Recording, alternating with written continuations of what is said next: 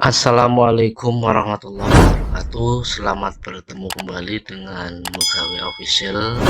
Pada kesempatan pembelajaran kali ini kita akan membahas tentang sistem periodik unsur berkaitan dengan konfigurasi elektron, ya. Jadi pada pembahasan tabel periodik unsur ini adalah materi kimia untuk SMA atau SMK atau aliyah kelas 10 semester ganjil. Baiklah, sebelum kita melanjutkan pembelajaran kali ini, kita lihat terlebih dahulu tujuan pembelajaran yang akan kita capai.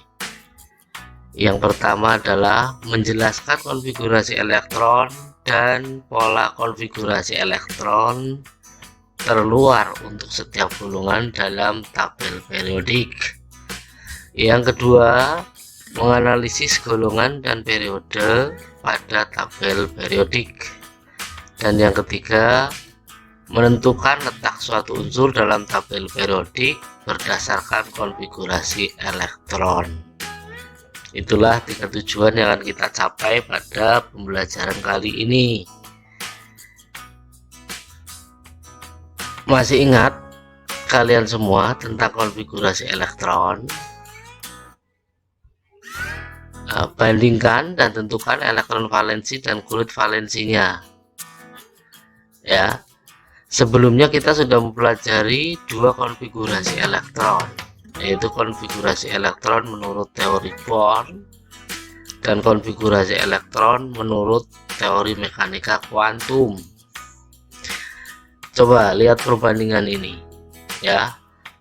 Atomnya sama, C, Mg, Ca, Mn. Konfigurasi elektron menurut teori atom Born itu mengenal kulit K, kulit L, kulit M, N, O, dan seterusnya sampai 7 kulit. Dan masih ingat tentunya kalian bagaimana cara mengisi kulit-kulit ini, ya. Atom C elektronnya 6, maka pada kulit K berisi 2 elektron, pada kulit L 4 elektron. Kemudian Mg nomor atomnya 12, pada kulit K2, pada kulit L8, pada kulit M berisi 2 elektron. Kulit atom Ca 20 elektronnya, pada kulit K2, pada kulit L8, pada kulit M8 lagi, ya, masih ingat aturannya kan? Dan pada kulit N2. Mengapa di sini 8 lagi? Karena 10 itu kurang dari 18, M itu maksimal 18, masih ingat itu ya. Nah, kemudian yang keempat adalah Mn, nomor atomnya 25, maka pada kulit K diisi 2 elektron, L8 elektron, M8 elektron, N7 elektron. Ini cara penulisan konfigurasi elektron menurut teori atom Born.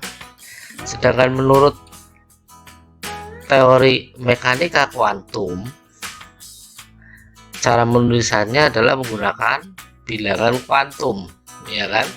1s2, 2s2, 2p2. Nah, Mg 1s2, 2s2, 2p6, 3s2. Ca menjadi 1s2, 2s2, 2p6, 3s2, 3p6, 4s2. Mn 1s2, 2s2, 2p6, 3s2, 3p6, 4s2, dan 3d5. Apa perbedaannya? Nah, perbedaannya jelas bahwa kalau menurut teori atom Born kita hanya menulis sebatas kulitnya saja, yaitu kulit K, L, Mn, kulit pertama, kedua, ketiga, dan keempat, dan seterusnya. Sedangkan kalau menurut mekanika kuantum kita menulis subkulitnya, ini kan, subkulit S, P, D, F, kan gitu ya. Nah,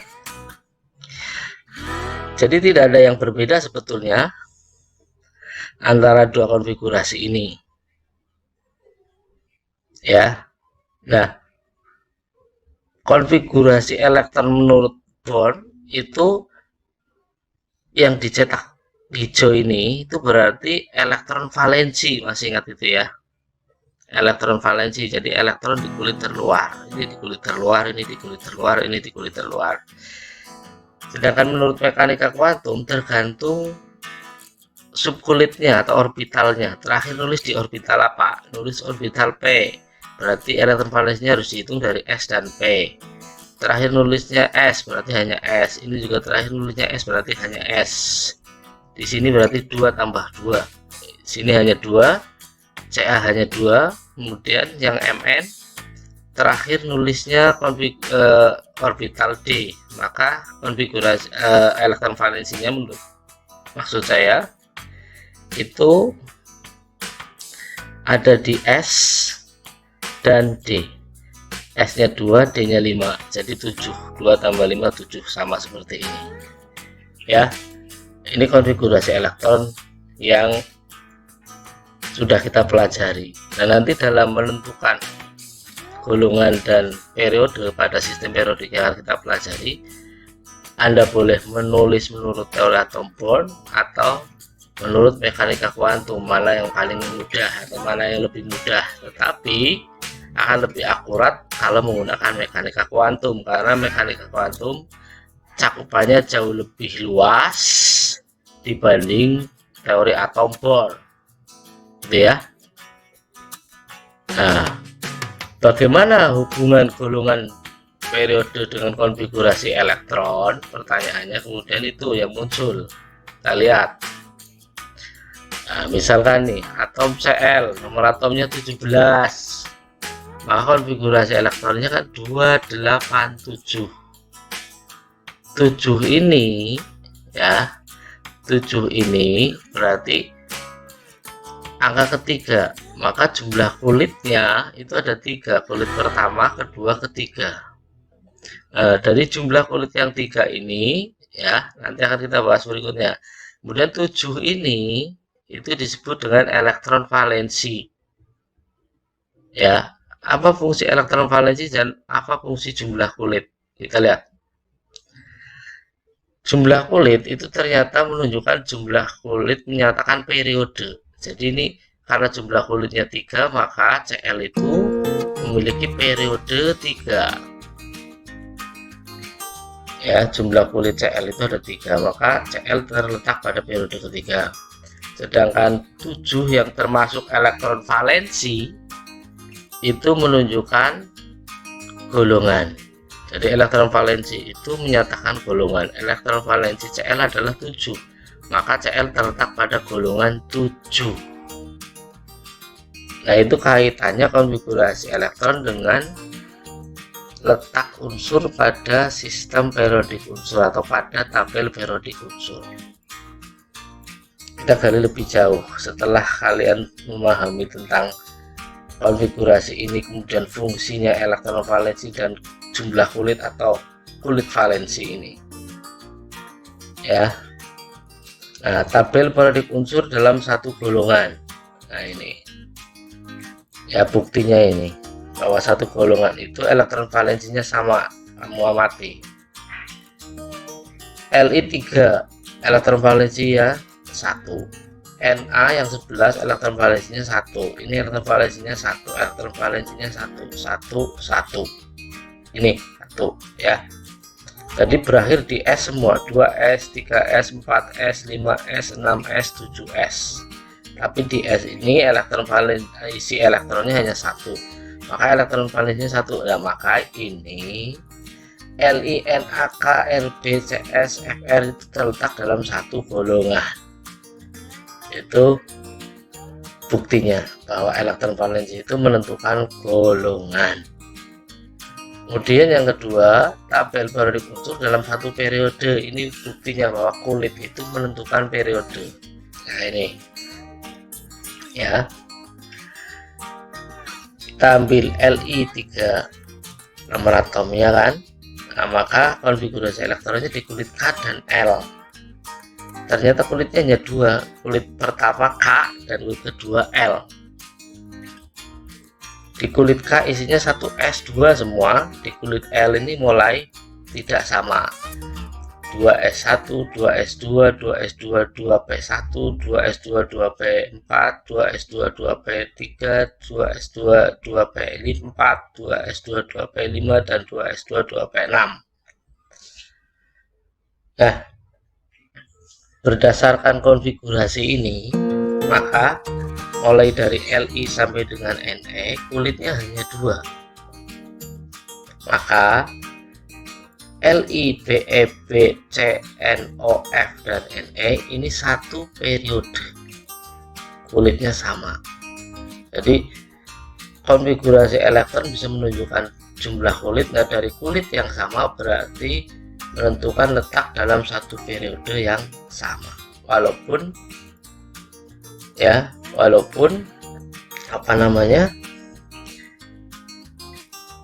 elektron valensinya ini beda-beda. Ini elektron valensinya 1, ini 2, ini 3, ini 4, ini 5, ini 6, ini 7, ini 8. Elektron valensinya sama, ini bukan kulit valensi, maksudnya elektron valensinya sama tapi kulitnya sama. Elektron valensinya berbeda maksud saya, tapi kulitnya sama. Nah, karena kulitnya sama, yaitu hanya 2 kulit, maka terletak dalam satu periode walaupun elektron valensinya berbeda-beda.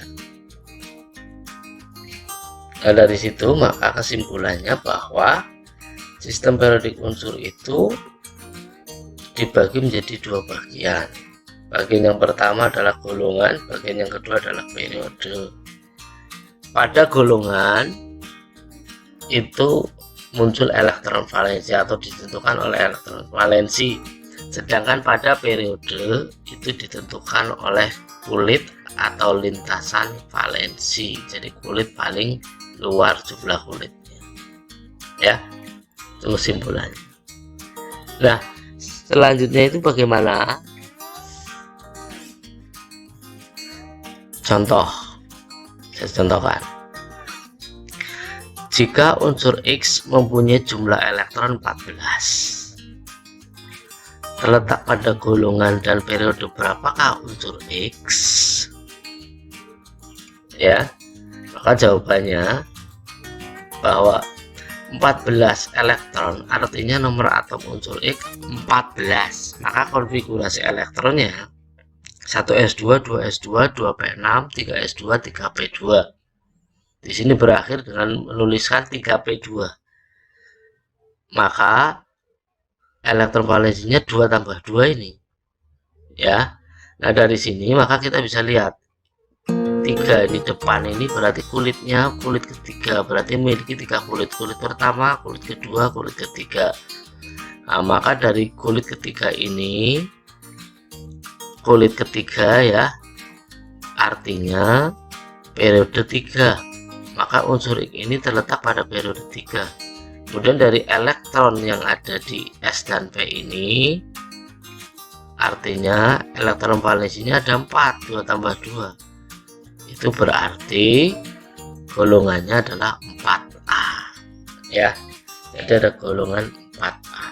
Nah, kok ada golongan 4A, Pak? Ya, nanti kita lihat berikutnya. Nah, ini bagian pada sistem periodik unsur, yaitu golongan dan periode. Kita lihat gambarnya. Ini ada 2 bagian. Yang pertama golongan. Golongan ini lajur vertikal. Golongan. Ya, golongan ini lajur vertikal.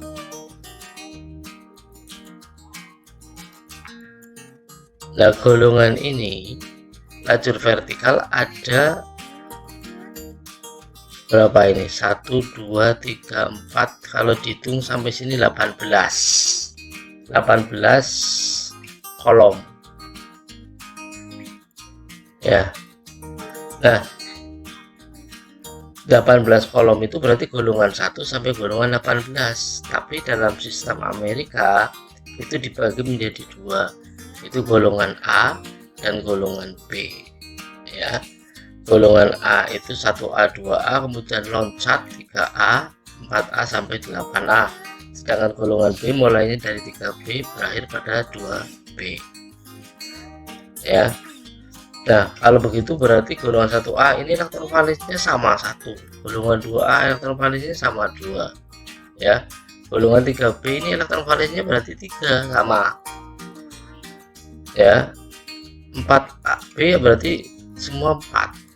13 berarti diambil belakangnya saja, ini berarti 2 ini elektron valensinya kan gitu ya.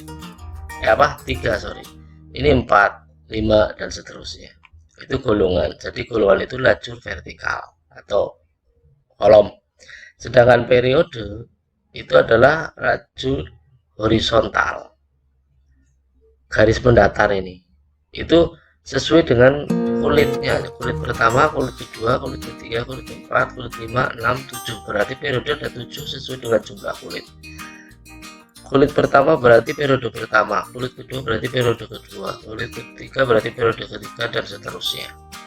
Nah, di bagian ini ada yang ditunjukkan. Nah, ini terusannya dari LA ke sini. Ini lantanida, dari AC ke sini aktinida.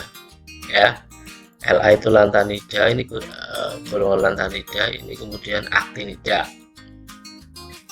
Itu bagian pada sistem periodik unsur. Nah, golongan yang ada dalam sistem periodik unsur itu tadi ada 8 golongan, baik golongan A maupun golongan B. Golongan A sering disebut dengan golongan utama, golongan B sering disebut dengan golongan transisi. Ini golongan utama, ini golongan transisi ya. Nah, golongan A itu terdiri dari 1A sampai 8A ya. Kemudian golongan B itu dari 1B sampai 8B sama. Nah, penggolongan yang A dan B ini adalah menurut sistem Amerika itu. Sedangkan menurut EUPAC itu 1 sampai 18. Jadi golongan menurut EUPAC yang pertama dan kedua itu 1A 2A. Begitu 3A itu menurut EUPAC letaknya di yang ke-13, 4A di yang 14, 5A yang di yang 15 dan seterusnya sampai 18, itu berarti yang 8A. Sedangkan golongan B itu dimulai dari ya 1B itu justru yang ke-11, 2B justru yang ke-12, 3B itu yang ketiga, 4B yang keempat, 5, 6, 7, 8, 9, 10 itu dimasukkan pada golongan 8B. Nah, itu golongan. Jadi golongan ada yang menamakan menjadi golongan A dan B ya. Ada kalau menurut EUPAC berarti International Union Part Applied Chemistry, jadi penerapan persatuan internasional yang menerapkan tentang istilah-istilah dalam kimia ya. Itu golongan. Jadi golongan secara umum ada 8 baik A maupun B, tapi secara rinci golongan A itu 1 sampai 8, tapi golongan B 1 sampai 8, sedangkan menurut EUPAC 1 sampai 18, 1, 2, 13, 14, 15 sampai 18 itu masuk golongan A, 11, 12, 3, 4 sampai 10 itu masuk golongan B ya. Itu golongan. Sedangkan bagian yang kedua itu periode.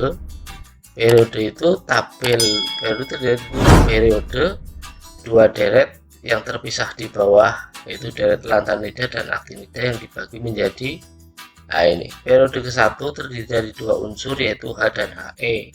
Jadi ini termasuk periode paling pendek.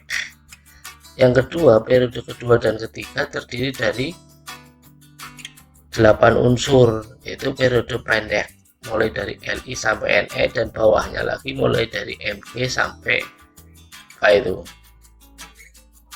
argon, Ar kalau nggak salah. Yang ketiga, periode keempat dan terdiri dan periode keempat dan kelima itu memiliki 18 unsur ya. Ini termasuk periode panjang, dan yang lainnya adalah periode sangat panjang, yaitu periode ke-6 dan ke-7.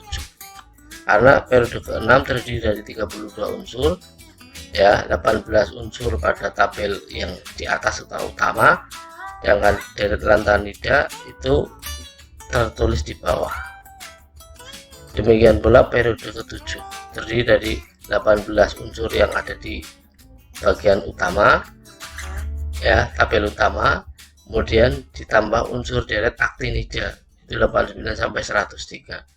Ya, walaupun isinya itu bisa 32, bisa lebih dari 32 ini yang periode ke-7, karena sampai saat ini jumlahnya bisa bertambah terus sesuai dengan perkembangan dari penemuan unsur-unsur baru.